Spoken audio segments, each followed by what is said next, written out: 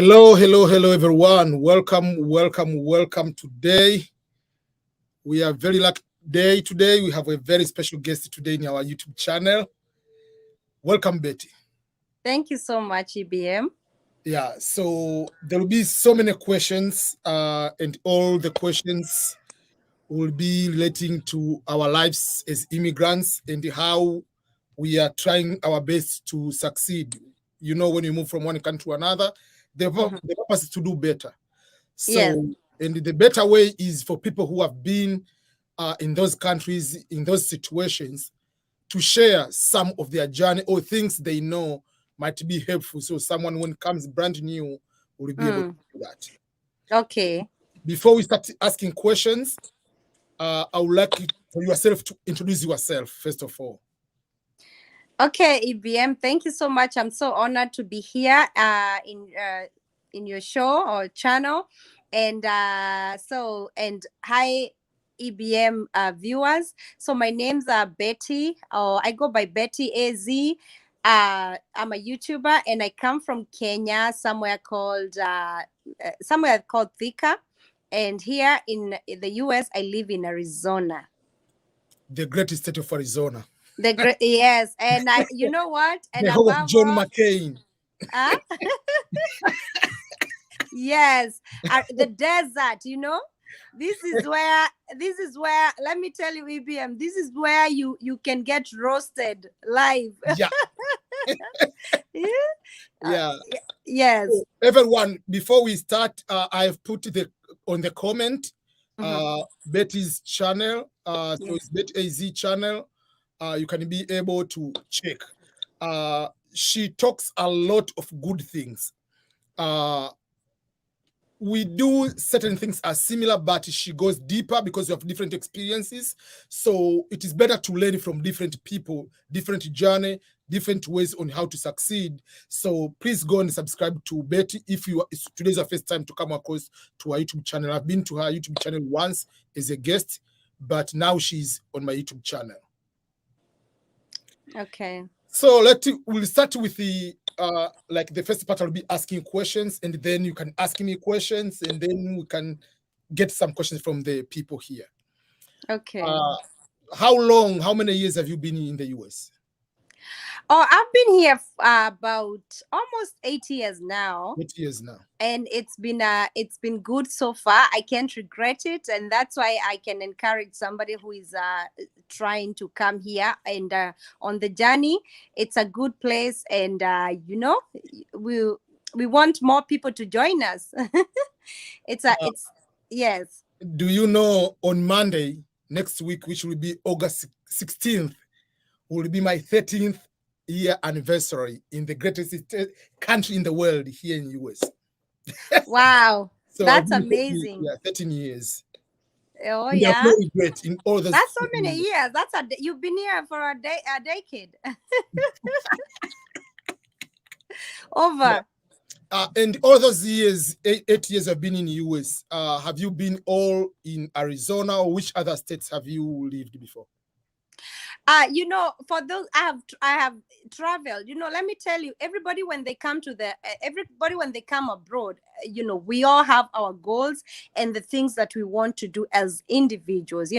Like for me, personally, when I came here, I told God, I said, at my age, first of all, I don't care about investment. I don't care about anything else. I just want to explore. If God, you give me this opportunity to be in the plane for 16, 20 something hours, yeah. I want to go and explore. And let me tell you, I did that for the first years. I traveled. I went to California. I went to Texas. I went to Vegas. I don't know how many times I've been to Vegas. So, and Seattle. I just wanted to explore. And then before getting serious, in the job and starting getting in the schedule, you know how this country can be. So yeah, that's I've been to different states, and yeah. One of the things usual we start with is about the culture, weather. Let's start with the weather, climate. We come from tropical. When you are deciding to come to America, did you on purpose chose Arizona because there is no snow, or what made you to go to Arizona and not in other states of snow? I can tell you, let me tell you, EBM, Arizona, if you are in healthcare, if you love doing healthcare and stuff like that, this is the place that I know all the states are the same. They have healthcare jobs and everything. Yeah. But Arizona, I guess it's a retirement state or something like that. It has a lot of jobs, like caregiving jobs, nursing jobs, stuff like that. I think in every few miles you travel a few miles and you find a group home or find a facility or something like that. So for me, when I came here, I honestly didn't even know there's a state called Arizona. I thought it's just, I don't know. I honestly did not know Arizona existed. So and the first time I came here, I loved it, and I felt, oh, this place feels like home. You know what I mean? You feel like, the weather was so good. It's hot, although it was like a little too hot, but not humid. Arizona is not humid. Yeah, so that's the good thing about the West Coast. Yes. So that the feeling of the weather like back home, and also Arizona looks more like Africa, kind of, if you've ever, the dryness and stuff like that. So for me, I fell in love with it, and that's why I decided to settle here. I'm like, hey, this is a place to be. And also the cost of living, it's very good. yeah. So in the West Coast, Arizona is the best because you can get the weather like California. Yes, it is a little bit hotter, but the cost of living is not like in California. So, and you are close by in Arizona, from Arizona to California. You can go there. Like I saw some photos of you are in USS Midway, San Diego area. I mean, you go there, you visit, then you go back to Arizona, which is cool. It's only 6 hours, like, let me tell you, from Arizona, it's we drove 4 hours to Mexico, because it's like this Arizona is like, I think it used to be Mexico. That's what people say. Even part of Texas used to be. It used to? Yeah. Okay, Arizona, so part of California, New Mexico, Texas. Yeah. So we drove 4 hours to Mexico, and I tell you what, EBM, if you are in the States going to Mexico, they don't ask you nothing. The gates are wide open. You are welcome. You drive your car, you go to Mexico. Nobody is going to ask you for a visa. Nobody is going to ask you. So what I figured, even if you're visiting the US and you want to go to Mexico, you actually can, because you don't even need a visa to go to Mexico when you're coming from the US. I believe it's because they know, like, they're like, oh, if you're coming from the US, you know what you're doing. They don't care. So so it's closer. And also, if I'm driving straight to California, it's like 6 hours. So it's you can access even Las Vegas. If I want to drive to Las Vegas, it's only 6 hours or 5 hours to Las Vegas. And also there are beautiful places like the Grand Canyon, Sedona, and all those great places. If you want to experience snow, you cannot experience it here in the valley. You can only go like 2 hours way up north to Flagstaff. That's why you go to see the snow. So if you live in Arizona, like the valley, you will not see snow at all. You'll we have like 9 months of good weather, perfect weather, and the rest of the months are hot, like really hot. But it's better for somebody who is coming to, like, if you don't like cold, and especially the older people like our parents. I always advise, come to a state like Arizona that you're not gonna suffer with arthritis and the cold, and so it's good for older people as well. Okay, that's good. Okay, if we go to another question, before we come to America, we have our own perception about America, the greatness, the beauty, or crazy, like any perception you have. But when you come, so what was your first cultural shock arriving in America? Let me tell you, EBM. For me, I wouldn't say, I had some culture shocks, and I cannot hear you. Just wait. Are you on mute? Oh, I'm sorry. Now I can hear you. I'm sorry, because somebody tried to call me. Oh my goodness, I'm using my phone. So what I'm saying is, I didn't have that much of culture shock, because been to UK before, and I lived there for a couple of years, so I didn't have as much, shocks. But of course, the usual things like the way they keep on a different side of the road, like not like back home, and Yeah. stuff like that. And the English here shocked me. Actually, that was the number one shock here in the US. The English is so different from like the British we're used to. So yeah. Yeah, for me, like the English part nowadays, if I hear someone is speaking like a British, it is difficult for me to understand that person. Like, what is he talking about? Like, because I'm using now people talking American accent all the time. So like, Yeah. they complicate a lot in British. Do you know, even writing, it's like the way we write is so different. Like when I want to write color back home, we write color with a U, right? Like color. But here they write different. They write COLOR, right? There are some differences. Even like when you're writing check, right? Back home we put check with a Q, but here we write check with CK. Yeah, so many different. It's a lot of words are so different than what we're used to back home. But it's funny because when you come here, you kind of blend in and you get used to it. You don't even realize. Exactly. Yeah. As we started, I said like one of the reasons why people want to go to other countries around the world is also to explore, to improve their lifestyle, reach their dreams, mostly financial and other parts.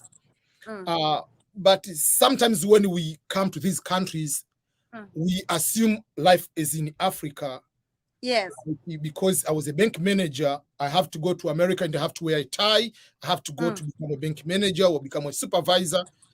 How does someone come to America? Do you advise the perception of jobs, like finding jobs? How does that, can you advise someone, first of all, to start looking for jobs? And then what type of jobs can you advise someone to get earlier before you go further to the career? Okay. What I can tell people is when you come into the US or when you plan to come here, the picture you see or the expectations you have in your head, you better put them down and have an open mind, because when you come here, I see a lot of people, and this is from experience. I see some people coming here and they get very disappointed because what they are seeing on the ground is so different from what they hear. And actually, I have seen some people that go back, like come, they're like, is this how I'm gonna start life here? Let me go back, because back home, honestly, I had a friend of mine. She came and she looked around and she was like, is this how life is here? The jobs and everybody's so busy and the lifestyle and the social life. She decided to go home. She said, you know what? I'm not struggling back home. I'm doing good. I have a job, so let me go. And I said, well, if you have a good job and everything, she has a really good job and good paying. So I said, you're lucky. But for somebody like Betty, who didn't have that, this is an opportunity, a dream come true. And in Africa, a lot of people are like the middle class. So when you come here and you are not like doing like that great back home, this is the best place you can achieve your goals, you can achieve your dreams here, and come with an open mind. And whoever will host you, they will only guide you, but they will not dictate your future in the country. Let me tell you, let's not always blame our host. I hear a lot of people say, oh, whoever hosts you is the one who's who has the final say, or if somebody hosts you, they are only giving you the foundation. It's up to you to open your eyes and explore and see the opportunities around you, because you cannot live a life of somebody else's life. So when you come here, first of all, if you're a teacher back home, or if you're a lecturer, or you're a doctor, you are whatever, grab a job or a job that for sure, this is where I will start as I work towards going back to become a doctor. And you know what? Let's say you have a family back home, EBM. You cannot come to this country and tell me right away you're going to enroll to a school right away and start becoming a full-time student. You can't do that. Exactly. So when you come here, you have to, first of all, find something to give you some income, and then work around your schedule. Know that, okay, now I have this job, it's giving me this much. Do I need an extra job? Yes. Do I need to go to school? Yes. As you start somewhere and go up, step by step. If you're lucky to come with a work permit here, some people come with a work authorization, they come here to work. If you're lucky, that's good, because you're coming here with a career. But majority of the people, they don't come here with careers. They come here and they get their careers here. They start from somewhere as they go up. Your qualifications back home, your degrees, your whatever, you're not going to use them here. You will need them, but they will need you to be certified here. You know how the system is here. They want you to have the degree for here. So it's a journey. And what I can encourage people is, it's doable, it's manageable, it's not that hard. As long as you're focused, you're open-minded, you are a go-getter, you can achieve it. And it's not hard. So we are not discouraging anybody. We are only here to tell people that when you come, start from somewhere. If I tell you to become a caregiver, and you used to be you used to work in these big banks back home, you used to be in a Barclays bank, sitting, going around in a chair, and you come here and say, okay, EBM, it's time for you, this is the job that you're going to do, become a caregiver. You will go there, own it, and say, God, I am a caregiver today, but tomorrow I will become a great person, or I'll get my career back. You know what I mean? Yeah, so that's the way it works here. I usually tell people, and these normal jobs we are talking about, working in the restaurant, warehouse, caregiver, all this kind of job, is not just for immigrants. The Americans themselves, they work on those ones. They do it, yes. We are people doing master's, PhD, they finish, they go to the restaurant, they do serve dishes. The good thing about here, people don't care much about the name of the job. The Are title. you taking care of your responsibilities as bills? Are you paying for your own money, what you get, kind of that? So that is, people should know that people respect, as long as you are a taxpayer, you get the money. And don't come here and get satisfied because maybe you are, as I'm giving an example, you are getting maybe $500 per month while you are in Tanzania or in Kenya. Then you come here, you work in the normal jobs, you get 2,000, and you assume that is the dream life. No. Yes, it's a good start, but can you go to 4,000? Can you go to 8,000? There is no limit, as long as you know the path to go towards most career in that particular area. Yeah, and one thing I'm always proud of us, foreigners or Africans. Let me tell you, a lot of Africans, when they come here, they are so, because we are very hardworking, and life back home gives us, it teaches us life lessons. So when come here, we are disciplined, and we work so hard. Majority, I'm not saying everybody, but majority work so hard, and they come with their dreams, and they do better. You see an African here, 5 years old in this country, or 3 years, you wouldn't believe it. Some people, they have, they'll get homes, they have, beautiful homes, they're driving good cars. An American that was born here, that has never seen all these opportunities, are still they can't even catch up with you.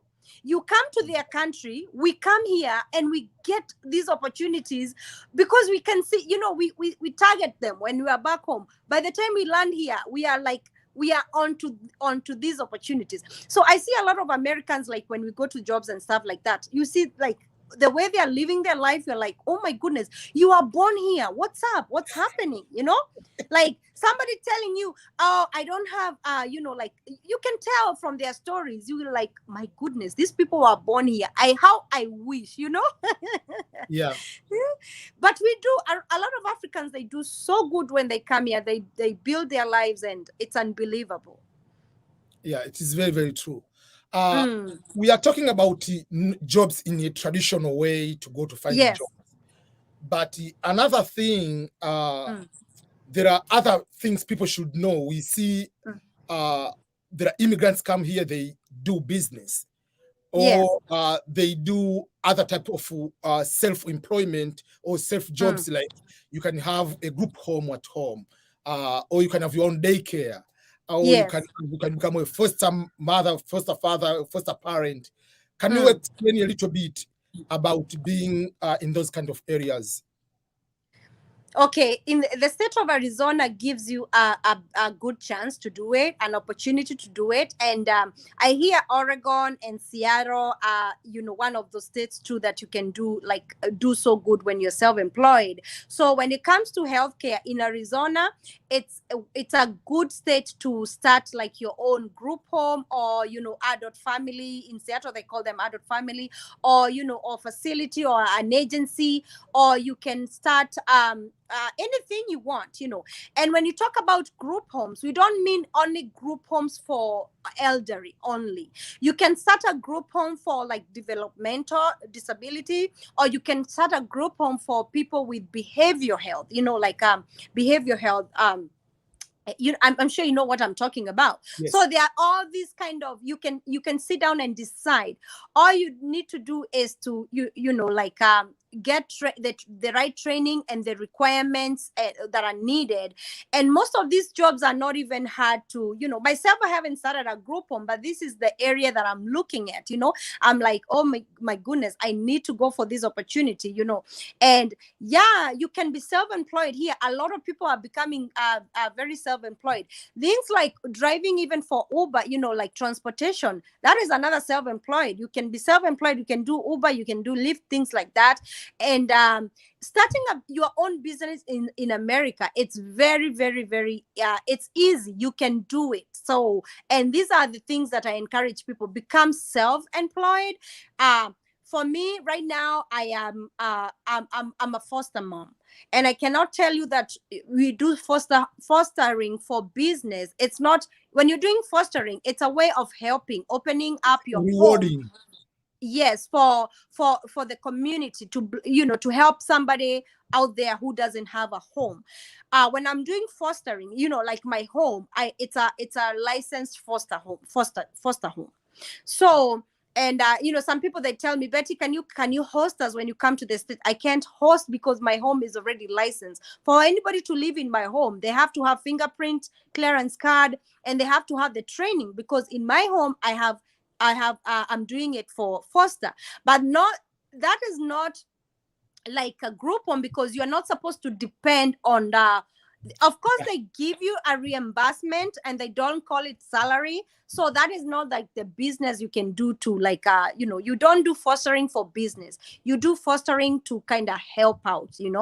But it's also a good thing if you have a big home, you want to open up and you want to help in the community. You will get reimbursed. It's not for free, but it's another thing that it's worth doing.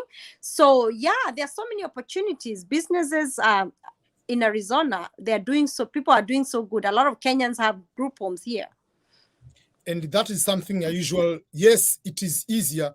One day we were having live, and we had Kenyan by marriage. Oh, this is Africa. Made a very good comment, because he has also experience in Kenya and here, and which is true that in America it is easier and faster to get a job. Yes. But it's easier to start a business, but sometimes you have to know the right business to operate. Yes. Because there are so much companies in the industry, you can fail quicker. So you have to do a good research on the areas. But he said in Africa, what he experienced, it is difficult to get a job. But it is easier to start a business from whatever level, and you can start by experimenting from your neighbors. But here, cannot just be taking corn and go around the neighbors and selling them corn or do something. But so I was just trying to say, but no matter wherever you are, you have to look about also the business side and see what will be the right way by looking about the area where you can be competition and do other kind of things. To be able to it's not just it's not just being employed. You can do so good when you come. There's that opportunity of being self-employed, and that is what I have seen a lot of Africans are doing that nowadays. A lot of foreigners are becoming self-employed, and you can even start your own restaurant. I have seen people here that are doing. I have a plan for that. Yeah. Yeah, and also some people, they are very good at making like cooking. Like I have a lady friend, she cooks for events and she's well known. She cooks here, she cook mandazi, chapatis, and whenever there's like a wedding or like an event, she's the she's to go for. So we always get her, like she's recommended, she does a good job. So even cooking, you can become a chef even in places, so yeah. And myself, I one time I planned to do I was planning to have a East African restaurant, but in order to do that, I didn't want to jump in. So there is one Kenyan has a good restaurant in San Diego. So I asked him, I have my master's, can I learn your business? And he said, oh, no problem. So he invited me to go there. So I was on the cooking part because for me, I'm certified chef. So I went up to, I'm certified chef. I know about cooking. You are? I know about like preparing everything. So what I came to realize on my end, I want to have a business where I don't want to have stress of if I'm not there. So there are certain things on, especially African business, you have to develop like a cooking guide, which any American can help you instead of depending only just for the few Africans who are in that area to help you. So there are certain things he taught me understanding. So I said, if I have to do it, to be down the road, I needed to have certain ways. So, but he's doing very good. Like every person goes to Southern California, go to that restaurant, the Taste of East Africa in El Cajon, whatever. So he's doing very, very good on that. Yeah, and let me tell you another thing I don't see a lot here in Arizona. I'm sure they are, and this is a business that booms in Africa. You see, even opening a club, like a nightclub or something like that. I see, like here in Arizona. I wish, this is one thing I always say, I wish I have somebody who I can partner with to start like a club here, have good music and like African music, make it like an African club. Let me tell you, in Arizona, in all the states, that is another business opportunity people can do. It's not just the healthcare, it's not just this, even things like that, restaurants and night clubs. Those are things also, they are here. I see a lot of people from other countries, African countries like Cameroon or Ghana, Nigeria. They have clubs. I know that we have one in Phoenix. I don't know from who, like from, I don't know what that guy is from, which country, but you can tell it plays Tanzania music, Ghana music, African music, and you're like, oh wow, this is nice. So you can bring your gift from home. You can bring your uniqueness here, and you'll do good. Yeah, that is a very good part too. Yeah. Another question I may ask, for the full time you've been here, nowadays also you do YouTube. Yeah. How do you advise for people, whether you are here or you are in Africa, whether you do YouTube for helping or for whatever reason, for money, how do you encourage people to start or to expand their YouTube just like you, to become a bigger YouTuber like you? Let me tell you, when you do YouTube, I can tell you that if you put an effort, or if you give your best to the YouTube channel, it's gonna reward you. It'll pay you. And YouTube, when you become a YouTuber, and a lot of YouTubers back home, they're getting paid good money. Even for me, I don't make that much, but YouTube pays. So if you're back home and you don't have a job and you want something, to make an income, build a YouTube channel. You will make money. For me, I'm always like, I cannot lie. It's better to tell people the truth. Start a YouTube channel, give the best, be unique, bring out your unique content, make your channel, build your channel, and don't feel bad, because starting a YouTube is not that easy to get 1,000 subscribers and the 4,000 watch hours. But you know what? You need patience. You build it, because we cannot all start like you start today and tomorrow you have 60K subscribers like EBM. So build your channel slowly, give it to your uniqueness, advertise it to anywhere, different platforms, advertise your channel, give the best, and YouTube will pay you.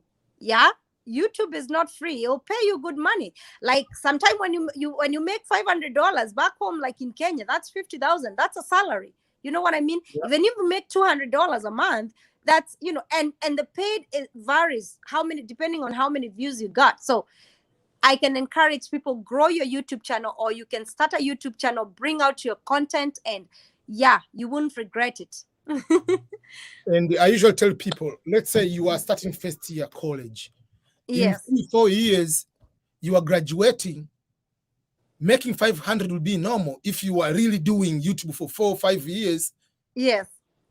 Like, but we are used to, okay, let me finish university, let me go and find a job. Yeah, I know YouTubers in Tanzania who get paid over 85,000 on a monthly basis. Let me tell you, EVM, they do. And I see these YouTubers back home, even to approach them and to be on their channel, you pay them. You pay them to, you know, like somebody was telling me, Betty, when your channel grows, people will be paying you to come. Like now, I'll be paying you for you to bring me on your YouTube channel because you're marketing them. So we will, you know, but it doesn't start from day one. It's a work in progress. You know, you have to build, you have to be patient and wait for that time to. But you cannot just sit there and post one video a week and say, oh, you know, my channel is not growing. I remember this guy called, I have this guy here in Arizona. His name is Eric, and he has a YouTube channel. It's called 101 Wealth Creators. He approached me. He had like 40 subscribers. He said, Betty, I'm giving up. And I said, why are you giving up? My channel is not growing. I said, let me check out your channel. He only have 2 videos. I said, are you kidding me? You have 2 videos, but already you have given up. I said, listen to me, Eric. You have to, he's 101 Wealth Creators. He's very good at talking about stocks. And, you know, these are crypto, what are they called? Cryptocurrencies and things like that. He's awesome. And I want you, maybe one day you can host him to this channel and talk to people about cryptocurrencies. Let me tell you, I told Eric, I said, listen, don't just target the Kenyans or the Africans. Throw in a video out there, talk about cryptos, target, you know, like let your videos sell themselves. I'm telling you, he did that. That guy right now, the other day he was celebrating and said, Betty, in few weeks, I have 1,000 subscribers. I say, see, and he posted constantly, almost every day. He was like talking about cryptos, you know, trading and stuff like that. So that is a good example of how, when you start, don't just post 2 videos and give up. And yeah, it's work. Before before you called me, I was talking to one person, so I had to hang up. And when I say we have to go live, the person has a YouTube channel. I get it a long time ago. You should have started the channel. So, I've started another YouTube channel. I said, why have you started another YouTube channel? I want to have 2. What is the purpose? One is I'm doing prank. This one, which is the other one, I'm recording the videos about maybe the most expensive watch or something. So it's a different type of content. Yeah. I said in the new channel, in 1 week, he posted 16 videos, which is very, very good. Yeah. I mean, he has 25 subscribers. The other one, he has 1,000 and something subscribers. But the last time he posted the video was 2 months ago. And was the video of, it was 39 seconds. Yeah. And the other video, 3 months ago, was eating ugali just less than a minute. I said, if you want to record, why can't you take all these 25 videos, whatever 16 videos, post them on this channel? I don't want to confuse my audience. Yes. Said, what audience do you have? I went to with analytics. I mean, I show your viewers, the most highly watched videos is 60 views. So you don't have any permanent member. Just continue. So I had to guide him. I say, you have a type of job. We say, I'm working the job up to early in the morning at 6 up to 10, 11 in the morning. He's selling breads and other things, business of that nature. So what are you doing after that? I said, do you know you have all of these hours? Where do you live in the rural part of Shinyanga in Tanzania? I said, why? I haven't seen the videos people are selling cows. I haven't seen the women are going to get firewood. make the video. Don't you think about people in Shinyanga. Think about someone in China, someone in over there in Sweden. They haven't seen a baby chick in their real life. Record those videos. Yeah. Interview someone, normal conversation. So people, like, they have to know that you have enough time to do so many things, and especially if you're in Africa. Yeah. You have so much content, but the Yes. only way you have to do is just how you can be able to have consistency. Post the video. Yeah, it's like when you give birth to a little baby, you know, they take step by step, you know, every milestone, and yeah, you won't regret it. And I can tell you guys, YouTube pays, so go for it. It might not be a lot of money, like make you rich, but you know what, guys, we can get there. Yeah. It will make you rich. It's just a matter of years. If you want to know it will make someone rich, wait for me 5 years. Yeah, and another thing I will tell you is I get a lot of questions. People ask me, Betty, when about the jobs, like caregiving jobs. Let me mention it. Some people, they struggle. They're men, you know, like wanaume. They come here. They're like, I can't do a caregiving job. Do I have to take care of a lady, like an older lady? And I said, yes. Come with the mind if you start being a caregiver, like caregiving job, even if you are a man, you will go to that job and give that lady a shower, and know that it doesn't matter if you're a man or a woman, you know. And I brought this topic because I was talking to somebody last week, and they were like, so me, I'm a man, me like a man, I go in there and start washing a woman, abomination. And and I said, it's not abomination. You will, because if you're a doctor or a nurse, you're not gonna pick your patient. So that's one thing, that it's just being open-minded. Yeah, I thought I brought that along because I had forgotten to mention that. Yeah, which that is very good, because the mindset, you are coming here for greatness. It's just, you don't go to Real Madrid and then you become the star. You are not Cristiano Ronaldo. You will start from the yeah. So you are here. Myself, I was cleaning sometimes, like, I had a master's degree and you were just cleaning the offices, cleaning the toilets, and you see, like, your supervisor is just high school dropout with a GED or something. And you have to respect them. In the end, you do your job correctly, because they will call your supervisor if you get a job. So you have to do the best. Then life has to continue. Do you know, here in America, not just America, do you know there are some people here, Americans, they can't even write.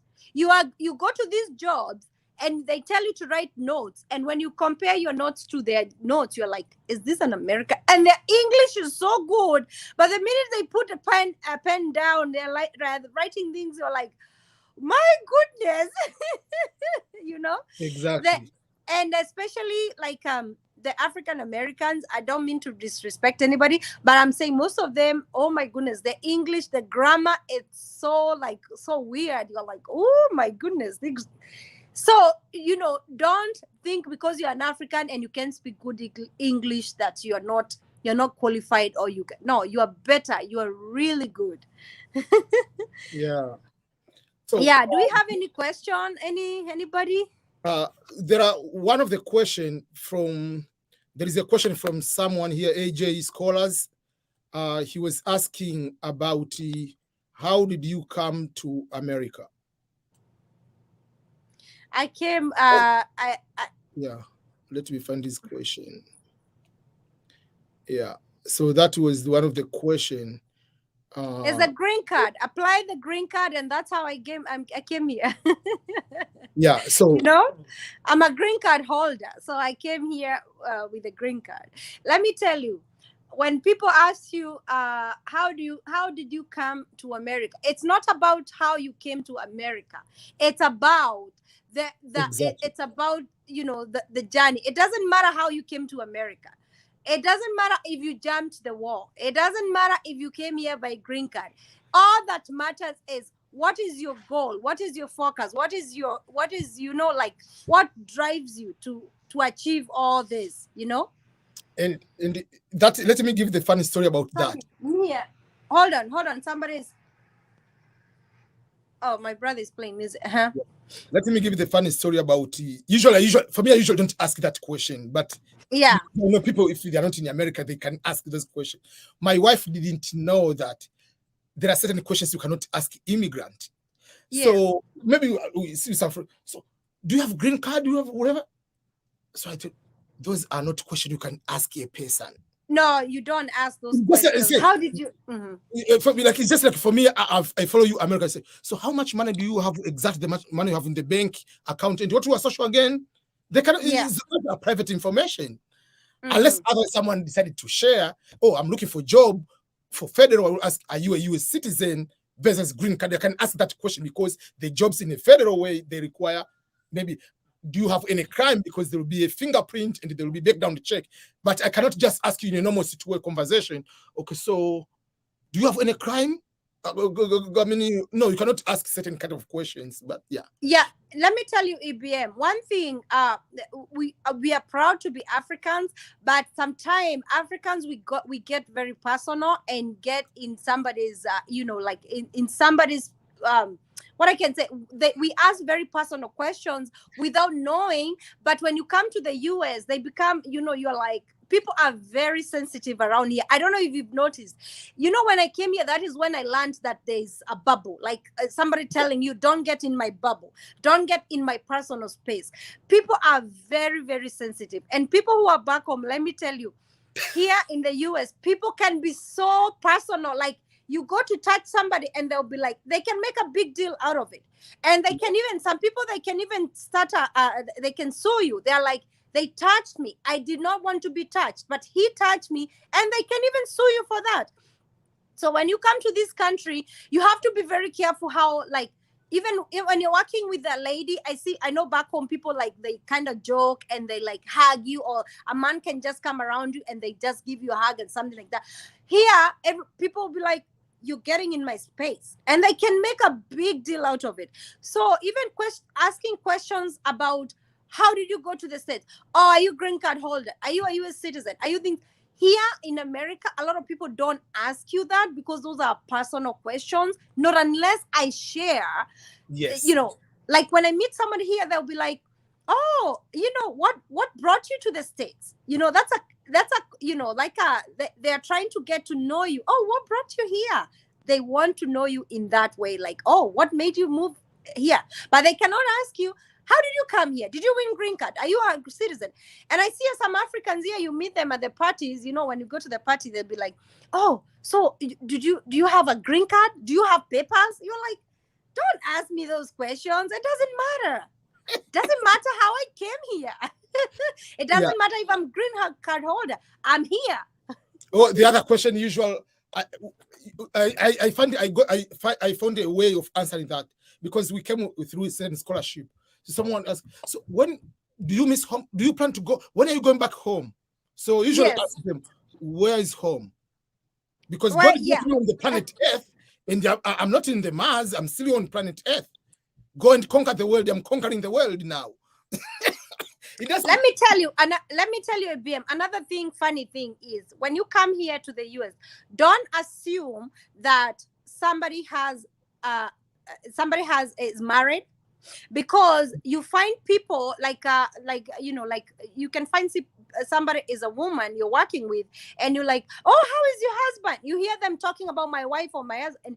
You don't know if they are the opposite sex or the same sex. So those are very sensitive questions. And also I've learned nowadays, even on the phone, they are like that. They're asking you, what do you consider what do you call yourself? They don't ask you, are you male or female? What do you call yourself? Do you call yourself male or do you call yourself female? Because they respect the like LGBT things like that, like being gay and stuff like that. So those are some of the questions I'm coming to realize, oh, this person knows I'm a woman, but they want to hear it from what do you consider yourself as? And also they ask you, they know you're black, but they don't ask you, are you black? Or you're black from where?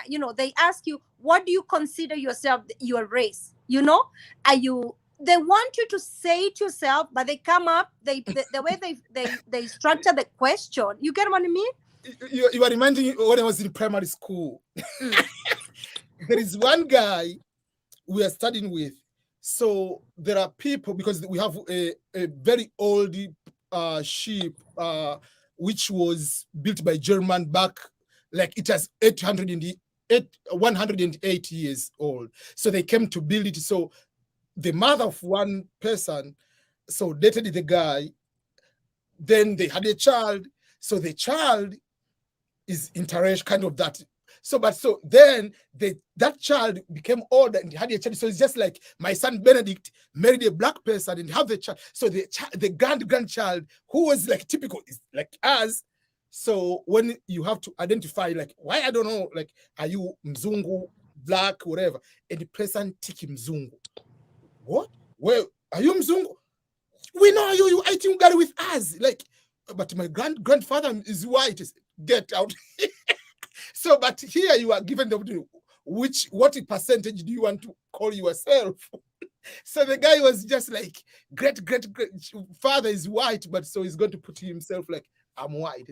In Tanzania, I say, no way. We know you are eating ugali. You are not Mzungu. Yeah.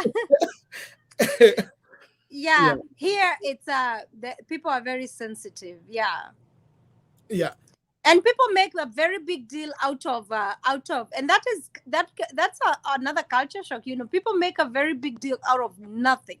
Like, you're working with somebody and they're making a big deal out of something, and you're like, what is the big deal? You are an African. We are so different. The way we do our things are so different from the Americans. So when you come here, you start to realize some of these things. You're like, why are you making this such a big deal?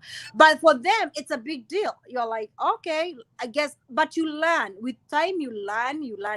Yeah.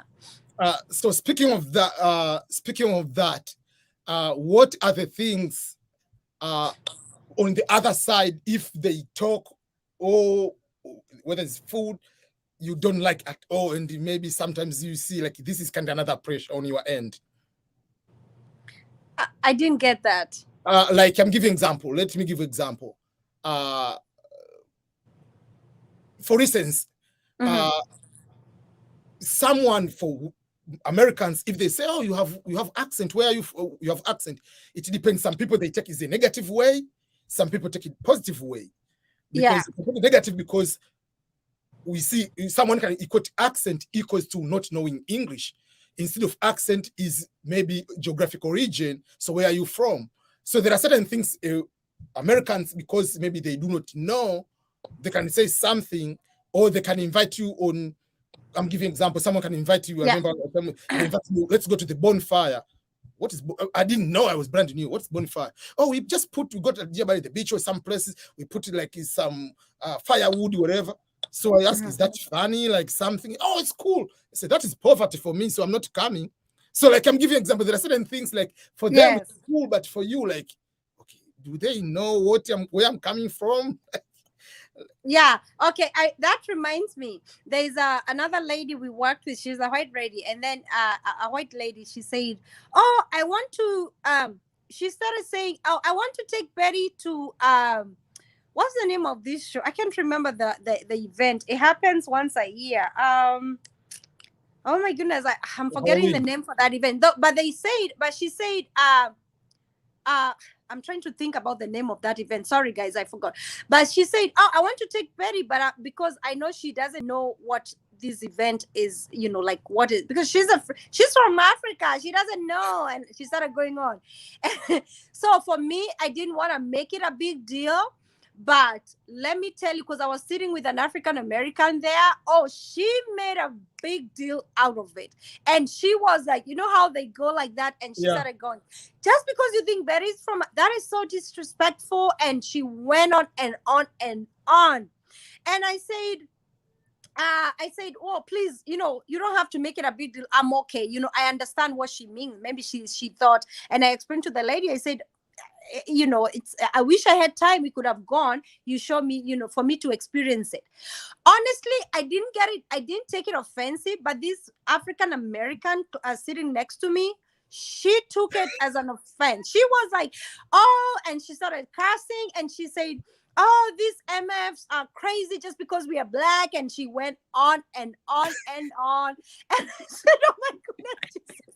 And this lady apologized and she said, Betty, I'm so sorry. I didn't mean to disrespect you because you came from Africa. You are still new. I thought you don't know about this. And I said, it's true. We don't have this kind of event, but but this, so let me tell you guys, the way us Africans get some of these things is not the way some of the African Americans get it. They can flip. And I'm telling you, they can change the topic and they can go way crazy about some stuff. And they are some are very overly sensitive. And I remember one time I was doing Uber.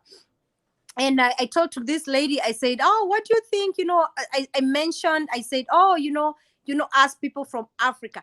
Just to say us from Africa, she said, oh, you guys from Africa think you're special. Just because you're from Africa, you're from the motherland.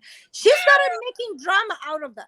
And I said, oh, I don't want to call myself American. That's why I'm saying us from Africa. She said, oh, you guys, you come here, you disrespect us, you don't like us. We are black people like you, but you think because you're from the motherland, you have all the land and you have all the money and you think you're more special than us.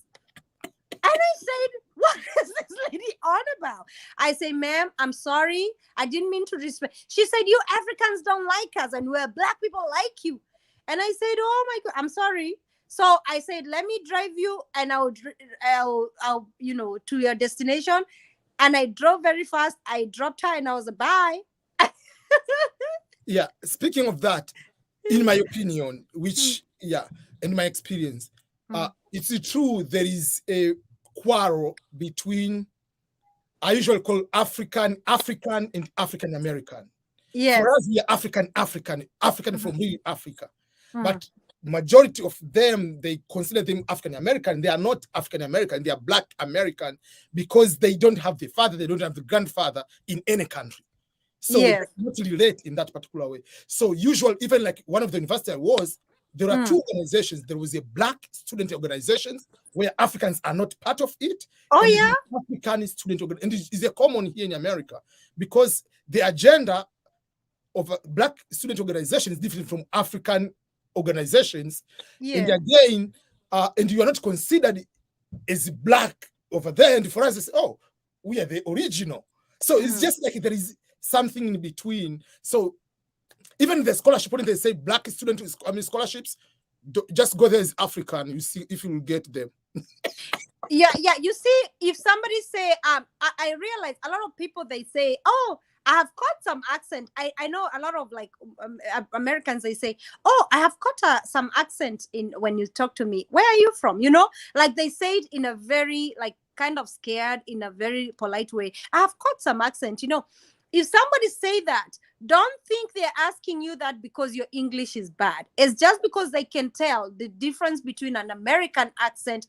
And it's like my son. When my son speaks, you can tell he has an American. He's starting to get that American accent.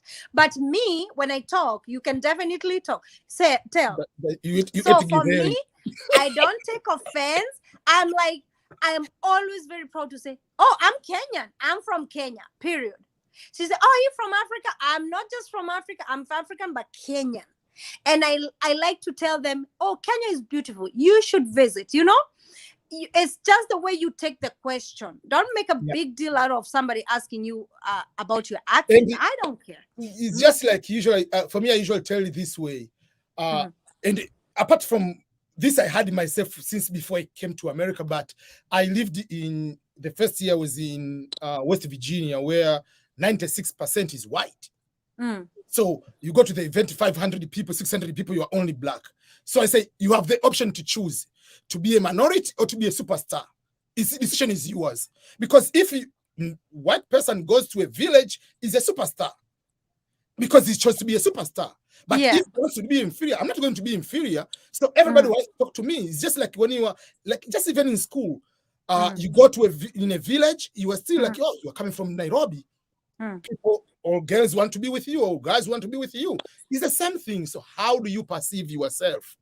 So if someone say the accent, how they perceive here, they perceive is as a fancy thing, like is it something, I mean, like is a fancy, oh, you are from somewhere else, it's cool, whatever. It's not like in a negative, but for us, because we put education, like English means education. So if you don't understand that, does it mean I do not know, I'm not educated? So we go direct, language is equal to education. So that's why majority of people are so upset. But there is no, for them, accent means, oh, you are from France, you are from Africa, you're from, is a cool thing. And some people, I know there are some people, they say, I must get married or have to date someone from this particular country or this continent, because it's just like you are, let's say you are in Meru and you date a white person, you look cool that way. It's just the same like here. For them, if you in the community, you also cool, oh, who's your husband or who's your wife? That guy from Africa. So you are the only cool guy from in the block. So yeah, and what I can tell people when they come to the US, because I know a lot of people are gonna make it here, whether green card or. You are still, someone was calling you, I think, again. Yeah, I'm sorry. They were trying. They keep. That's why I don't like using my phone on the live. And one thing I will say is, when you come here, my advice, according to how I've seen, just be humble, get in the right direction, the right company, and if like, because you know what. A lot of people, the way we see the US, and especially when people are abroad, the way they see the US, they see the US like the black people are the target, or the black people are here to be, get in trouble with the police. What I can advise people is, when you come here, be humble. When you are stopped like by a police officer, not all officers are bad. When you are stopped, just talk politely, agree what they're telling you. Don't go like, oh, officer, you stopped me because I'm black. Officer, you what? And calling and cussing them out. If you start that, you're gonna get in trouble for real. And I'm not saying, like all officers are good and stuff like that. We already know what has happened in the past. But guys, for you to save your life and to avoid getting in trouble, I have been stopped twice by the police. And let me tell you, EBM, before even he finishes, like that police officer, one of them, he even laughed, and one of them gave me a hug.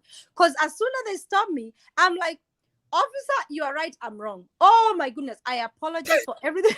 I say, officer, you are right. Everything you're telling me, I agree. Everything, you are right. You are the officer, I am wrong. Who am I to say no? And he was like, you're crazy. I said, officer, anything you have accused me of, I have done it. But I apologize, and I'm asking you for forgiveness. Please don't give me a ticket. I say, officer, if you give me a ticket, I don't have the money. I say, officer, I was like, in a nice way, but and then after that, he was like, oh, I can tell you have an accent. Where are you from? And it's an officer. I said, I'm from Kenya. And I said, oh my goodness, and I start having a conversation. So from that, the officer says, I was not going to give you a ticket. I was going to give you a warning. You are speeding. And I say, I apologize, officer. I promise I will go at a right speed. Full stop. So don't make a big deal. Oh, because now I'm from Africa, you're stopping me because do not do that. You will make things worse, and maybe, you don't know what, we don't want the worst. Be humble yourself. If somebody is starting an argument or a fight out there, and you are here and you're an African, you know what? Become the bigger person. Let them go, If somebody is racist, deal with them, but deal with them in a mature way, in a good way, because there's always like, I have seen even my son getting like racial comments at school, but the way I deal with it, I don't want to make it even worse for my son. I have to use a lot of wisdom. So these things, I take wisdom and prayers and everything. And believe me, if you leave this country being humble, God is going to exalt you and you're going to go fast. So thank you, ABM. I don't want to be so long in this channel. No. For me, I'm enjoying and I'm learning so many things, and we share so many good contents to others. Yeah, I want to go because I have some things going on. I'm a single mom, so I run the show. And also, I can tell people, if you're a single parent and you're scared to come to the US and start a life, look at Betty here. I have 2 kids, and I have more, like foster kids, and I'm doing it. And God is faithful. You can do it. America, it's all about how aggressive you are. So yeah. And everybody, you have to go to BetAZ YouTube channel and subscribe. Oh yes, come subscribe to my channel. I want my channel to grow. And guys, I always tell people, I tell you the truth, the good, the bad, and the ugly. So if you want to learn about the good, the bad, you come to my channel. And just before, just like a few seconds before you leave, just 1 sec, I want just to make it easier for people, because maybe instead of saying, oh, just go, okay. And by the way, I have a Kikuyu channel. Okay. If you so this is your main channel for people who want to know, because I don't want people who are talking, oh, Betty's channel. So this is the channel. You'll be able to see all these good things here. You can be able to. Are you able to search the other channel, the Kikuyu channel? Family. Betty's Family. Okay. This one, right? Yeah. Yes. I put some. This one. Let me subscribe right now. Oh, I'm using the other account. Thank you so much. Yeah. That is all Kikuyu, but I do some kind of comedy, like Kikuyu comedies. The reason I started that is because I have this like kind of talent of doing comedies, and my comedies doesn't come out good in Swahili or English. So it's not because I want to be like tribal or anything. It's just because I deliver good in Kikuyu. I have that humor better in Kikuyu. That's why I started that, for just comedy. Yeah. So. Yeah. Okay. So thank you so much for spending the time, an hour with us. I really appreciate. Asante sana. I'm available to be coming back to your channel for any topic. Yes, and thank you so much, EBM, because you know what, you are my mentor, and you are great. You share so much information, and I really I'm proud of you, what you're doing in your channel. So thank you so much. Thank you so much. And if anybody, I didn't answer your question, we are so sorry. We have to end up today. We have to end right now. So I really appreciate it. God bless you.